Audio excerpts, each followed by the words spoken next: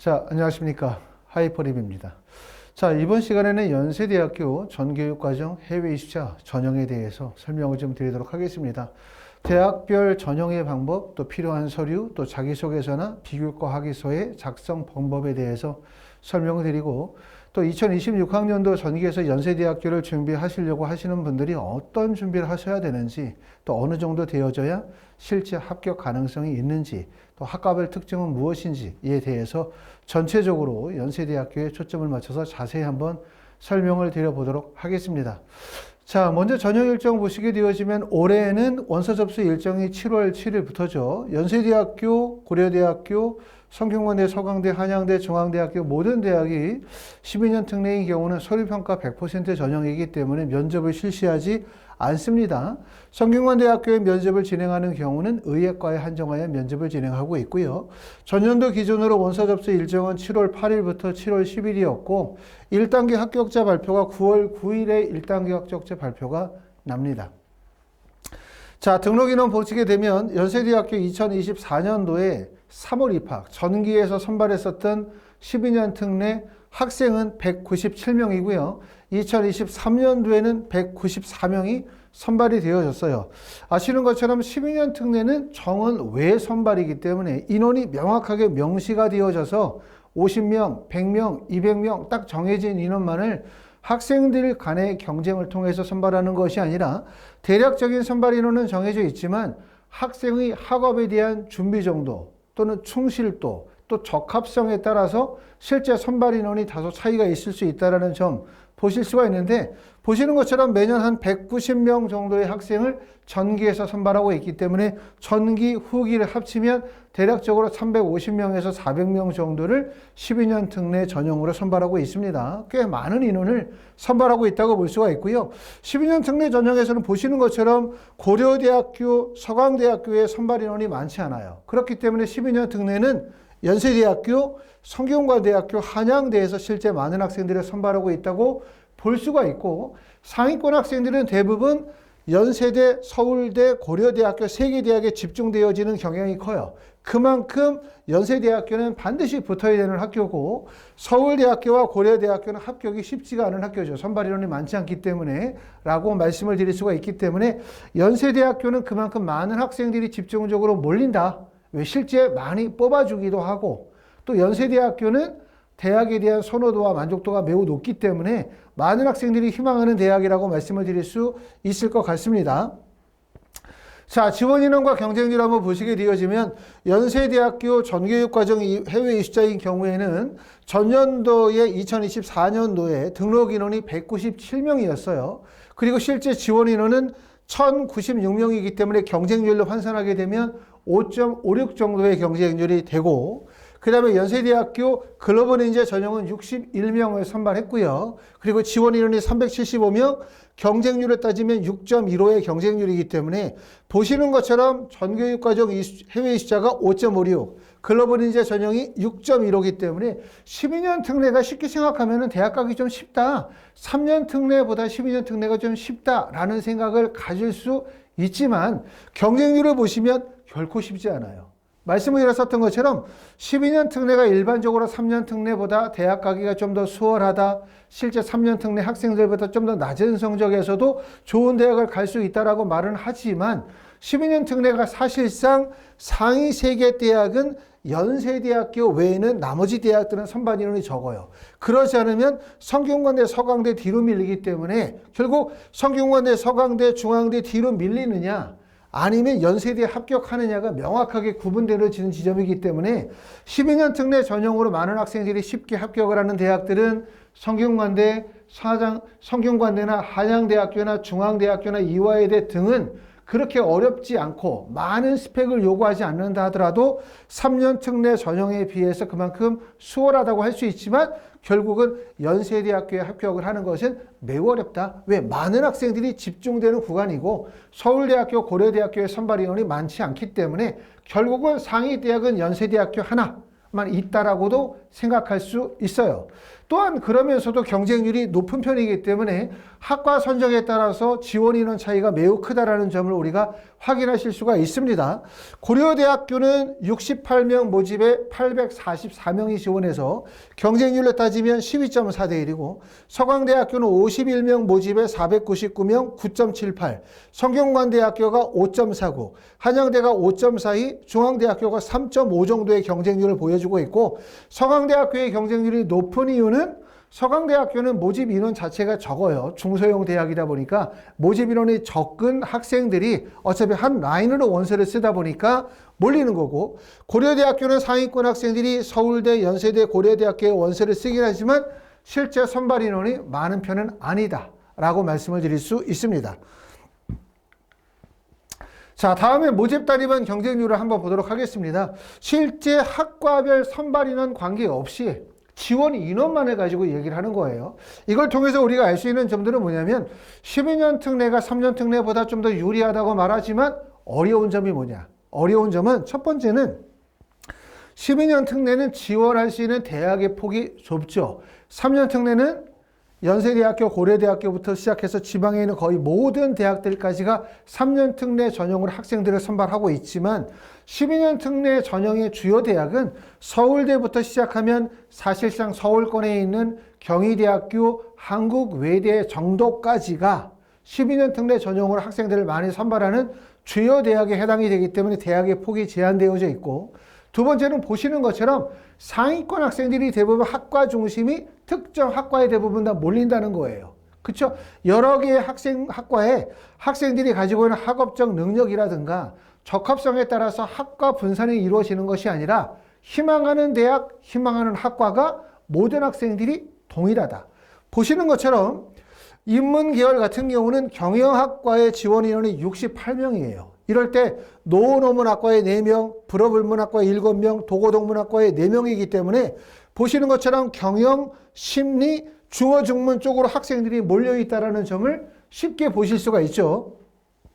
자, 나머지 이제 인문사회계열이나 스포츠 계통에서도 보면 가장 학생들이 지원이 몰렸었던 데가 바로 언론홍보 영상이에요. 언론홍보 영상에 40명이 몰렸고 스포츠 응용 28명, 그 다음에 사회학과가 24명 정도이기 때문에 문과 계열은 보시는 것처럼 경영학과, 그 다음에 심리학과, 언론홍보 영상, 그 다음에 스포츠 응용 같은 학과에 편중해서 학생들이 집중적으로 원서진에 몰리고 있는 점을 확인하실 수가 있습니다.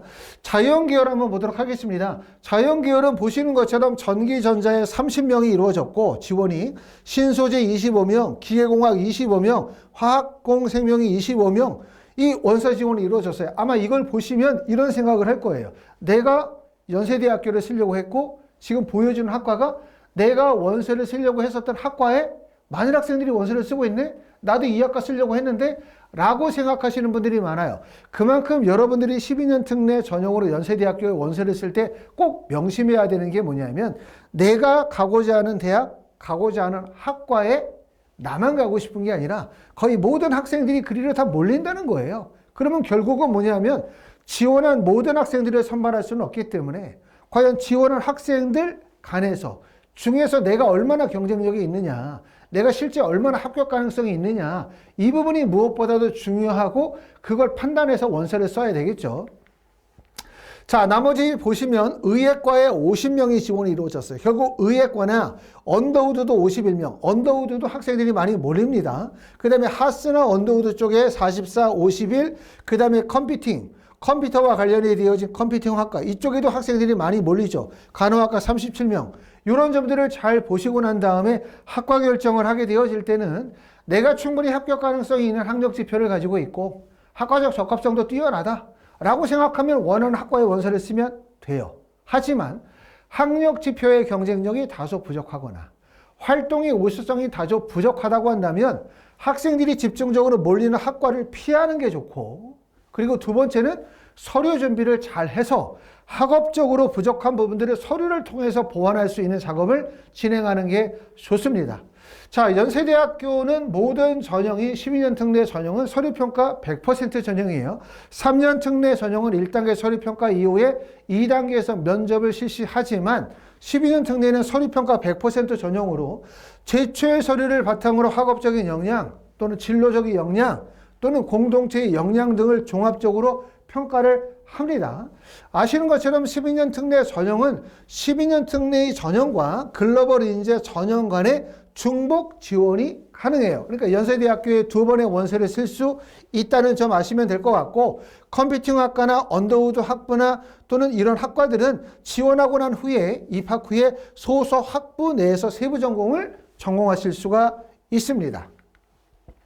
자, 서류평가에 대해서 한번 알아보겠습니다. 12년 특례는 과연 연세대학교에서 서류평가를 한다고 하는데 서류평가에서는 과연 무엇이 중요할까? 서류평가는 도대체 무엇이 중요할까? 무엇으로 평가할까? 이 점을 알아야 되는데 연세대학교의 서류평가는 3가지 방법의 서류평가를 해요. 첫 번째는 학업 역량, 두 번째는 진로 역량, 세 번째는 공동체 역량이라고 말씀을 드릴 수가 있고, 가장 중요한 건 학업 역량입니다. 학업 역량. 학업 역량이라고 한다면 첫 번째는 내가 IB 학교를 다니고 있다 그러면 IB 파이널 점수가 중요할 거고요. A레벨 학교다 그러면 A레벨의 성적이 중요할 거고, 또 우리 학교가 지금 AP 학교라고 하면 AP 성적, 그렇지 않다면 GPA 성적의 중요성이 중요합니다. 그러면서 단지 IB 성적이나 A레벨 성적만 중요한 것이 아니라 내가 선택한 커리큘럼, 교과목에 대한 성적과 그 선택한 교과목이 전공과 얼마나 연관성이 있는지도 평가해요. 그러니까 전체 점수 IB 43점입니다. 42점입니다. 이 점수만 보는 게 아니라 내가 IB에서 하이 레벨로 어떤 과목을 선택하고 SL로 어떤 과목을 선택했는지, 또 선택한 과목이 지원 학과와 관련성이 얼마나 있는지, 우수성은 어떠한지도 평가한다는 말이죠. 그 외에도 표준화 학력 지표로 할 수 있는 SAT 성적 또는 ACT 성적, AP 성적도 반영이 될 거고요. 또 공인어학 성적으로 토플이나 HSK나 JLPT나 델러웨어 같은 공인어학 성적도 반영이 됩니다. 특히 12년 특례인 경우는 토픽 성적이 매우 중요하다고 할 수 있죠. 의대나 약대나 치대나 간호학과는 토픽 성적을 필수로 삼고 있지만 다른 학과들은 토픽 성적을 필수로 삼고 있지 않지만 필수로 하든 필수로 하지 않든 토픽 성적은 매우 중요하다. 특히 12년 특례 전형에서는 한국어 구사 능력은 매우 중요하죠. 내가 실제 영어를 100% 활용하는 학과의 원서를 쓴다 하더라도 한국 학생들이 한국으로 유학으로 오면 대학에만 있는 게 아니잖아요. 그렇죠? 결국 한국 생활에 문제가 없어야만 대학에서 학업에 문제가 없는 거예요. 그렇기 때문에 대학에서 생각할 때는 뭐냐면 이 학생이 첫 번째는 한국에서의 생활에 문제가 없을 것이냐, 두 번째는 학과 과목의 학업에 문제가 없을 것이냐를 같이 볼 수 있기 때문에 내가 영어를 100% 활용을 하든 활용하지 않든 토픽 성적을 갖추는 게 매우 중요하다고 할 수 있고, 하지만 내가 만약에 한국어 구사 능력이 다소 떨어진다, 한국어가 좀 부족하다라고 생각하면 토픽 성적을 제출하지 않고 또 한국어 활용 능력이 떨어지는 필요 없는 영어를 100% 활용하는 학과의 원서를 쓰는 것도 유리합니다. 두 번째는 진로 역량이라고 할 수 있어요. 진로 역량이라고 하는 것은 지원한 학과와 관련된 학업적 우수성, 적합성을 말하는 것인데, 진로 역량을 보여줄 수 있는 부분들이 첫 번째는 출신 고등학교의 프로파일이죠. 자, 국내 대학에서 외국에 있는 모든 고등학교의 학업적 역량, 또 학업적 지표의 우수성, 레셔널 랭킹 등을 모두 확인하실 수는 없어요. 하지만 대학에서 기본적으로 여러분들이 원서를 쓰면 여러분이 다니고 있는 고등학교가 IB 학교인지 A레벨 학교인지 AP 학교인지 GPA 학교인지를 확인하게 될 거고, 그리고 이 학교의 커리큘럼에 대해서, 그리고 이 학교의 학생 수라든가 전체적인 학업적인 능력에 대한 부분들을 평가하려고 합니다. 그때 바로 필요한 게 바로 스쿨 프로파일이라고 할 수가 있고요. 그 다음에 전공 관련 교과목에 대한 선택 및 이수의 과정들, 특히 연세대학교는 2025년도 후기부터 자기소개서가 새로 부활했고 자기소개서의 문항이 상당히 길어요. 그렇기 때문에 자기소개서의 역할이 매우 중요합니다. 자기소개서를 마치 자신을 소개하는 글, 내가 솔직하게 나 자신을 표현하는 글, 이렇게 이해하시면 절대로 안 돼요. 자기소개서는 합격과 불합격에 매우 중요한 요소다 는 점을 꼭 알아두셔야 합니다. 자, 그 다음에 기타 활동 증빙 목록표를 작성하는 과정들 중요하고, 다시 말하면 학력 지표라고 하면 바로 IB, A레벨, AP 그 다음에 GPA, SAT, ACT, 공인어학 성적, 토픽 이런 게 학력 지표라고 한다면 학력 픽자가 다소 부족하다고 생각하시면 자기소개서라든가 그 다음에 비교과 활동 기록표라든가 이런 내용들의 보완을 통해서 학생이 가지고 있는 진로의 역량의 우수성들을 보여줄 수 있어요. 그렇죠? 꼭 성적이 우수해야만 연세대학교에 합격하는 것이 아니라 성적이 다소 부족하다 하더라도 진로에 대한 역량, 진로에 대한 적합성, 학업의 우수성들을 보여줌으로 인하여 우수성을 평가받을 수 있습니다. 자, 자기소개서 문항에 대해서 한번 간단하게 살펴보도록 하겠습니다. 연세대학교는 2025학년도 후기부터 서울대학교와 더불어 자기소개서가 부활이 되어졌는데 서울대나 연세대학교 외에도 다른 대학들이 2026학년도 전기부터 자기소개서가 다시 부활할 수도 있어요. 그건 최종적으로 모집 요강이 나와봐야 알겠지만 일단 확정이 되어진 학교는 연세대학교, 서울대학교는 확정이 되어졌기 때문에 먼저 연세대학교 자기소개서를 작성하면서 다른 대학의 자소서를 작성하는 게 좋을 것 같습니다. 연세대학교 자기소개서 1번 문항은 띄어쓰기 포함하여 1200자로 구성이 되어져 있고요. 질문의 내용을 보니까 연세대학교에 지원하게 된 동기를 서술하고 자신이 선택한 학부 전공에 대해서 수학하는 데 갖춰야 될 역량 그리고 어떻게 노력했는지 구체적인 사례들을 들어 설명하십시오라고 얘기하고 있어요. 이 1번 문항의 가장 큰 핵심은 뭐가 핵심이냐 하면 수학하는 데 필요한 역량과 그 노력을 물어보는 거예요. 너가 지원한 학과에서 학업을 하기 위한 역량을 갖추기 위해 너는 어떠한 노력을 했느냐 이거기 때문에 결국은 학업에 기울인 노력과 학습 경험에 포인트를 두고 있다고 아셔야 되고 자꾸 저런 말 지원 동기에 흔들리시면 안 돼요. 저건 의미가 없고 결국은 중요한 말은 필요 역량과 노력 그리고 구체적인 사례를 통하여 설명하라는 말에 핵심이 있다고 말씀을 드릴 수 있습니다. 자, 두 번째 내용에서 보면 이제 고교 재학 중 참여한 교내 활동, 탐구, 자율, 자치, 진로 중 3개를 선택하여 작성해라. 그리고 가장 자신에게 영향을 주었던 활동 하나를 선택하여 동기 활동 과정 본인의 역할과 활동 내용들을 설명하고 그 경험이 지원자 자신 또는 주변에 어떠한 영향을 미쳤는지 구체적으로 기술하십시오라고 했어요. 자, 제일 첫 번째는 3가지를 적는 거죠. 그 3가지가 어떤 내용이냐면 교내 활동인데 탐구 활동, 교내 자율 활동, 자치 활동, 진로 활동 중에 3가지를 쓰라 그랬어요. 그리고 그 3가지 중에서 가장 우선순위를 정할 때 활동의 가치가 높은 거를 제일 1번에다 쓰겠죠. 1번, 2번, 3번. 그리고 이 중에서 하나를 선택해서 1번이겠죠. 1번을 선택해서 쓰는데 어떻게 쓰라고 되어져 있냐면 내가 이 활동을 하게 된 동기가 뭐냐. 두 번째는 활동의 과정이 뭐냐. 과정에 대해서 쓰고 그 활동 과정에서 본인의 역할과 본인의 실제 활동 내용들을 쓰라고 되어져 있어요. 아주 명확하게 어떻게 글을 써야 되는지에 대한 방향을 제시하고 있다는 점 확인하실 수가 있고요. 세 번째 질문 내용에서는 도전, 좌절, 실패 때의 경험의 사례를 들어 작성하고 그 경험이 자신에게 어떠한 영향을 미쳤으며 그 경험을 통하여 무엇을 배웠고 구체적으로 기술하십시오 라고 쓰였는데 이런 말을 잘못 이해하셔가지고 마치 도전, 좌절, 실패라고 하는 것이 해외 생활에서의 도전과 좌절, 실패 이런 의미를 이해하시면 안 되고 도전, 좌절, 실패라고 하는 것은 교내 활동이라고 보고 그 교내 활동 중에서 공동체를 이루어 활동했었던 경험이죠. 다시 말하면 학교 내에서의 동아리 활동이라든가 학교 내에서의 탐구 활동이라든가 학교 내에서의 조별과제라든가 또는 학교 내에서의 리더십과 관련이 되어진 활동 과정에서 공동체를 구성하여 하는 과정에서 어려운 역경을 극복하는 과정들, 어려움을 극복하고 공동체의 목적을 실현하는 과정들을 쓰라는 의미로 이해하시면 됩니다. 자, 네 번째는 지원자를 이해하는 데 필요한 사항이 있거나 스스로 주제를 정하여 작성할 내용이 있다면 기술하십시오라고 되어져 있어요.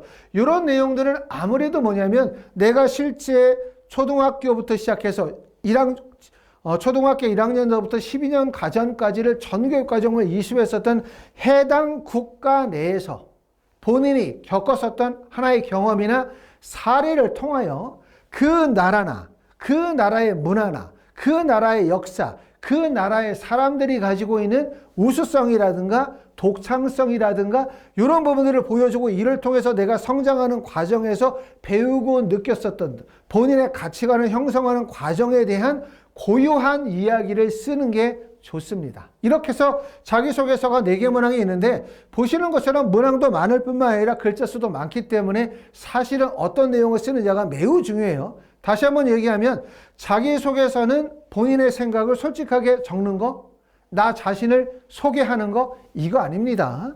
자소서는 합격과 불합격에 매우 중요한 요소. 더군다나 연세대학교는 서류평가 100%이기 때문에 이 서류, 진로 역량과 관련이 되어진 자기소개서의 서류가 매우 중요하다. 이렇게 말씀을 드릴 수가 있고요. 자, UIC 같은 경우는 영문으로 자기소개서를 쓰도록 되어져 있어요.